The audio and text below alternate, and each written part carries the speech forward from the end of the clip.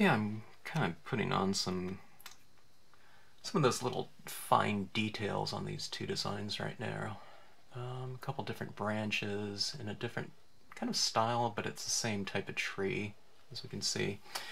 But trying to achieve kind of a graceful appearance to something like a tree or a branch or any kind of living thing, be it an animal or flora or fauna, is really important when it comes to trying to depict natural things, because what can happen when we're doing certain types of designs is things can look fairly stiff if you don't capture at least a little reasonable amount of it, is the gesture of certain types of growing things. In nature, when it comes to things that are growing, we're talking about something that's kind of in motion, all right? Even if something's dead, okay, things are influenced by weather and whatnot, and weathering, you know, I'm talking about like dead trees or whatnot, or rocks or whatnot. But everything has a certain grace to it, you know, and living things like branches and plants and whatnot. We're talking about the sun in relation to where that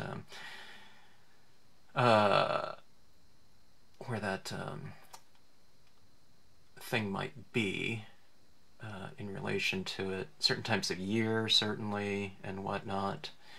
But getting it down right and then translating it into something that's going to be used in terms of a repetitive type of application in the form of rubber stamps, you know, kind of throws into the mix a whole new set of kind of considerations, you know, in terms of the density of the foliage and whatnot, the direction of it, and so on and so forth. But what I'm getting at here is these are a couple different stamps here, and when we're talking about leaves, you want to have just about the right amount of leaves down, where if you stamp it just in terms of a singular impression over something, it can be used individually. But if I'm stamping it in the front of a scene as a foreground type of element, then I don't want to have it too full, because I'm going to be blocking off everything in the distance. But I don't want it to be too sparse either, where if someone wants to stamp that out individually, you know, branches and leaves and whatnot, look really fantastic in front of just like a swatched or brayered background, or just individually. And you also have to take into consideration people embossing this type of image in gold or something like that on black paper. So a lot of different usages. So you want to make them as universal as possible, but you want it to be very effective in whatever usage someone's going to come up with. So the right density of leaves, kind of the direction of the leaves and whatnot. When it comes to things of nature, does it look like they have some weight to it? But in terms of a leaf, you don't want it to look too heavy, so kind of the direction that you place a leaf, you know, is it hanging down? Yeah, but you can have some of them kind of where they're a little bit more horizontal or diagonal, where it doesn't look like it's just, you know, like a, you know, half-pound weight on a certain branch or something like that. So you want to look at as if you know, a gust of wind can potentially blow a few of these off too. On something like a cascading branch like that, I see that as something like a waterfall. I treat it the same way as something like that, where it's just kind of hanging off, but kind of in a delicate manner. And how much density do you give certain areas in relation to the others, and where it doesn't look so repetitive. So you want to cluster in some areas and have it sparse in other areas. The different things that I'm doing on the designs now, in terms of one of the processes in adding in my little details, is I want to add in those little marks, you know, where maybe a branch in a past season or something like that has broken off, but you've left a little tiny, you know, whatever nodule or whatever you call it on the main branch there, just to be reflective of that past growth. And I mean, all of these little things are really minute little details, but I think when you add enough of those little types of considerations into a whole, all those little types of things add up to I don't know, kind of the attempt at kind of a graceful form that would reflect something that you might see kind of in the natural world. Not that everything has to be photorealistic or anything like that, but if you are going for something that looks fairly realistic, then you want to take it as far as you can, kind of in that spirit there. So one of the things that I did on these ones was that, and no one would probably notice this otherwise, but I don't know, it's one of those little things that I get a kick out of doing as a kind of a little hidden thing for myself is I left certain areas, you know, kind of white like that on some of these leaves, okay?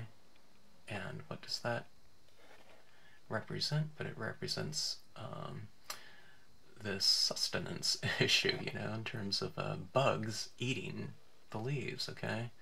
And it leaves a little bit of it puts a little bit of air into it, like in the natural world, you know, to have sun or light shining through it. Let's say if I stamp this against a golden yellow background or something like that, then, you know, some of that light would be showing through these areas a little bit more than just a solid leaf. You don't want to do it over every single leaf, but enough of them to where it becomes somewhat of a pattern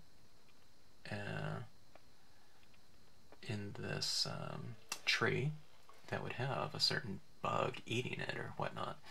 And in some of these leaves, you'll find certain areas are kind of stippled, kind of giving it a little bit more of a grayscale. Some of them are larger little holes, but I've left certain areas kind of cross-hatched as opposed to solid black to represent something that's a little bit less opaque and a little bit more translucent, where you'd have some light shining through it, or the light shining on it from this direction or whatnot.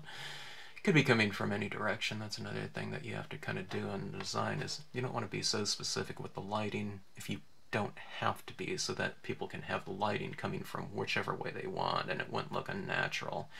If I had everything top lit or something like that, then if I had someone had a sunset down here and shining up, it would kind of go in reverse to that. So you want to make things as universal as possible as far as lighting goes. But little things like that are kind of fun to do as an illustrator too, to add in those little tiny details everywhere. And like I said, they all kind of add up in the end, I believe, to either a conscious or a subconscious kind of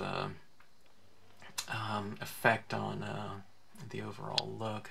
These two are, I don't know, I didn't even measure these. This is the size of it.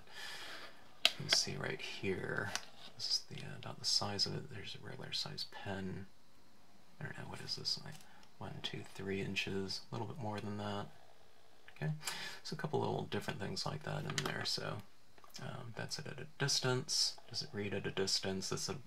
That'll be about the distance people are looking at a card, but you know, so when I'm working at it, like, you know, really close up, it's important to pull back all the time too, to get a feel of the overall, and take into consideration how these stamps are going to be used, and try to make them as universal as possible, but also in their, like I said, in their specific applications, you want to make them as kind of distinct as possible in terms of, I don't know, like individual usage as well. So anyway, still working on it, coming along, almost done. 2 new types of foliage stamps.